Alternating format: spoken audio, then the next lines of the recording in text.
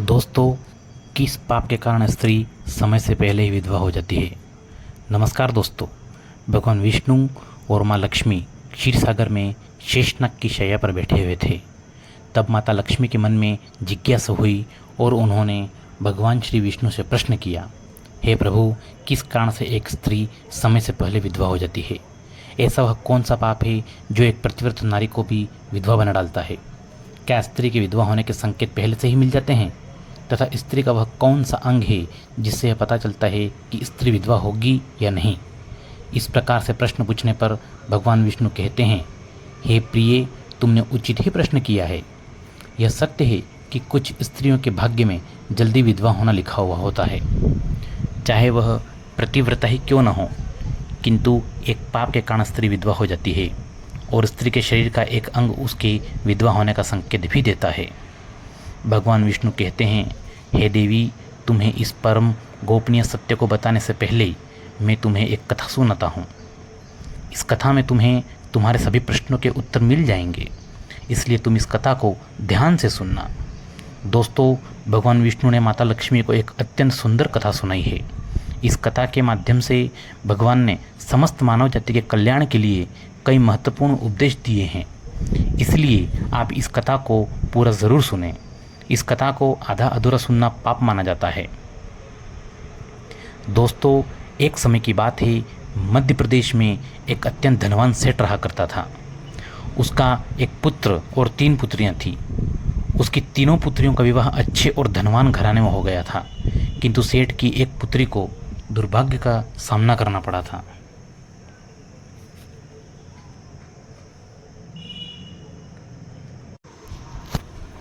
उसकी एक पुत्री विवाह के कुछ ही वर्षों के बाद विधवा हो गई और अत्यंत दुख में जीवन बिताने लगी। उस विधवा स्त्री का नाम था सुकन्या। सुकन्या अत्यंत सुंदर, गुणवान और प्रतिव्रता नारी थी, किंतु उसके भाग्य में जो अशुभ लिखा हुआ था वही उसके साथ घटित हो गया। सुकन्या के पति ने विवाह के समय केवल सुकन्या का सुंदर रूप और उसके पिता की धन संपत्ति देखी थी, जिस कारण से उसे भी जल्दी ही शरीर का त्याग करना पड़ा। बचपन से ही सुकन्या के शरीर के अंगों पर उसके विधवा होने के लक्षण दिखाई दे रहे थे, लेकिन किसी ने उस पर ध्यान नहीं दिया था। सुकन्या के पिछले जन्म के कर्मों के कारण उसे इस जन्म में विधवा होना पड़ा था। भगवान विष्णु कहते हैं, हे देवी, अब मैं तुम्हें सुकन्या के पूर्व जन्म की कहानी सुनाता हूँ, उसे तुम ध्यान से सुनो। सुकन्या का पिछले जन्म में एक ब्राह्मण के घर पर जन्म हुआ था। उसका नाम था कलावती। वह ब्राह्मण राजा को अत्यंत प्रिय था, जिस कारण से ब्राह्मण का घर धन धान्य से भरा हुआ था। उसके पास बहुत सारी धन संपत्ति थी, जिससे ब्राह्मण बहुत ही उन्मत्त और गर्विष्ठ बन गया था। वह ब्राह्मण अपनी पुत्री कलावती से बहुत प्रेम करता था, क्योंकि वह उसकी इकलौती पुत्री थी। कलावती बहुत ही सुंदर थी एवं पिता के लाड़ प्यार से वह भी बिगड़ चुकी थी। उसके पिता उसकी हर इच्छा को पूर्ण करते थे, उसे कभी किसी चीज़ की कमी नहीं पड़ने दी। कलावती ने अपने जीवन में कभी दुख नहीं देखा था और उसे अपनी सुंदरता पर भी अत्यधिक घमंड था।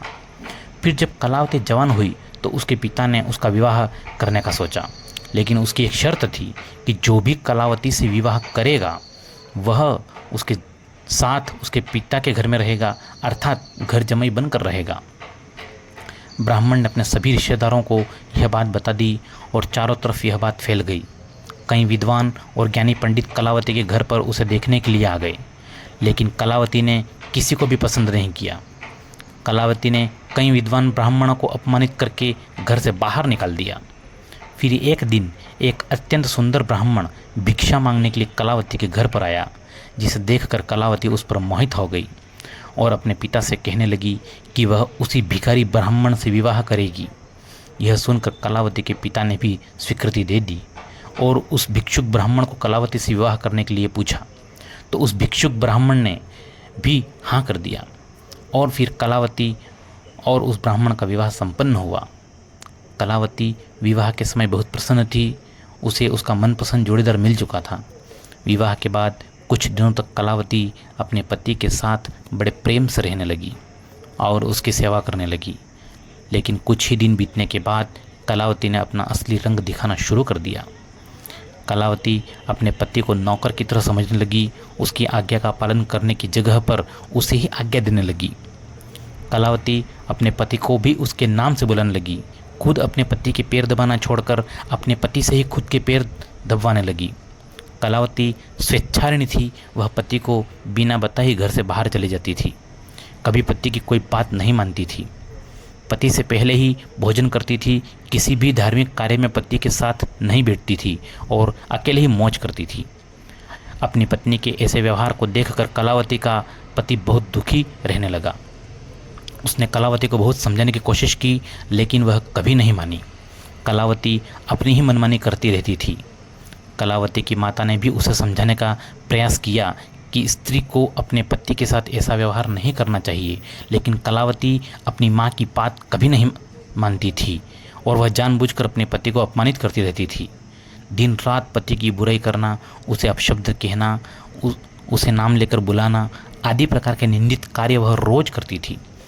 कलावती का पति भी उसे बहुत परेशान हो गया था। फिर एक दिन उसने बहुत विचार किया और कलावती को छोड़कर जाने का निश्चय किया। कलावती का पति बिना किसी को बताए ही अपने घर को छोड़कर चला गया।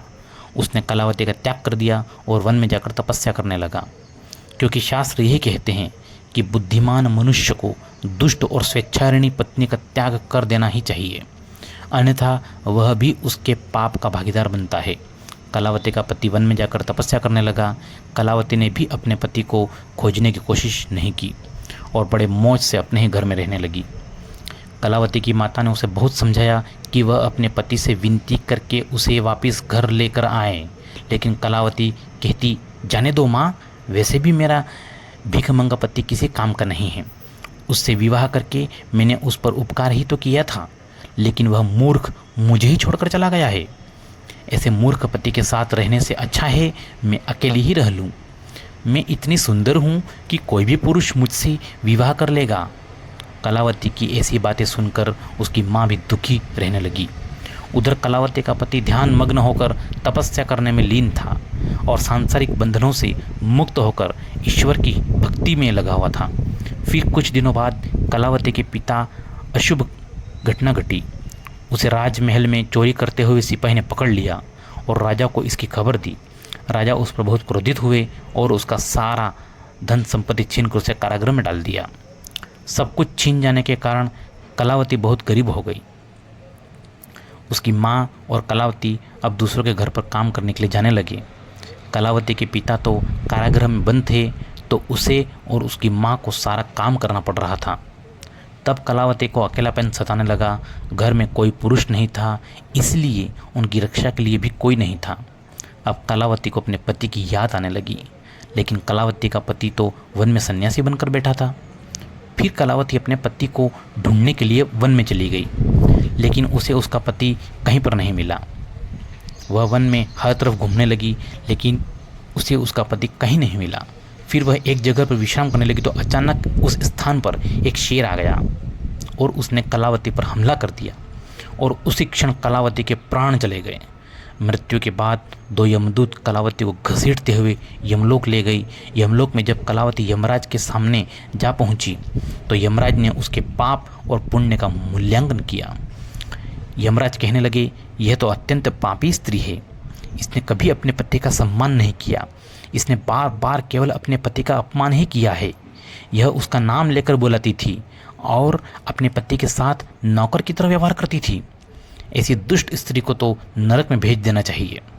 फिर कलावती नरक में चली गई और अनेक वर्षों तक नरक में सजा भुगतने के बाद कलावती को अपने पूर्व जन्म के कर्मों का प्रायश्चित करने के लिए फिर से मनुष्य जन्म प्राप्त हुआ। जो पाप कलावती ने किए थे, उसी पाप के कारण कलावती के शरीर पर विधवा होने के लक्षण प्रकट हुए थे। भगवान विष्णु कहते हैं, हे देवी, अब मैं तुम्हें उन चिन्हों के बारे में बताता हूँ। जिस स्त्री के अंग पर ऐसे चिन्ह प्रकट होते हैं, वह स्त्री समय से पहले विधवा हो जाती है। भगवान विष्णु कहते हैं, हे देवी, मध्य माया तु दीर्घायाम भार्या हानिर्विदिशेत अनादि काव्याम भवेत दागरम विधवा विप्लुहंत दुर्गम। इस श्लोक में भगवान विष्णु ने विधवा स्त्री के लक्षण बताए हैं। यदि किसी स्त्री के पैर पसीने से रहित हो, उस पर नसें दिखाई न देती हों, उसके पैर चिकने व कोमल हो, तो वह स्त्री सुख भोगने वाली होती है। यदि स्त्री के पैर का अंगूठा गोल मांसल हो, तो वह स्त्री पतिव्रता एवं ऐश्वर्यशालिनी होती है।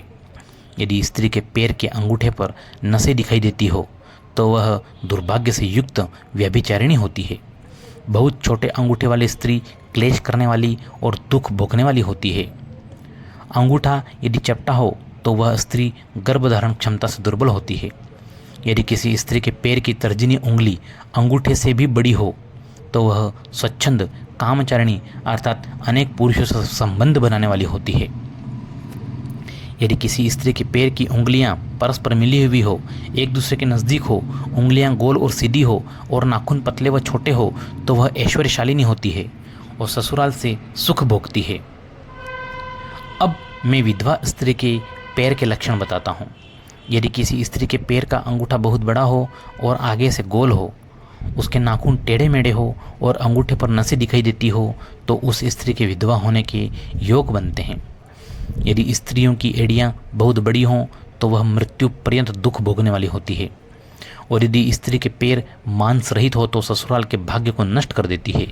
यदि किसी स्त्री के पैर की अनामिका उंगली बाकी उंगलियों की तुलना में बहुत छोटी हो, तो वह कलह करने वाली और घर के वातावरण को असहनीय बना देने वाली होती है।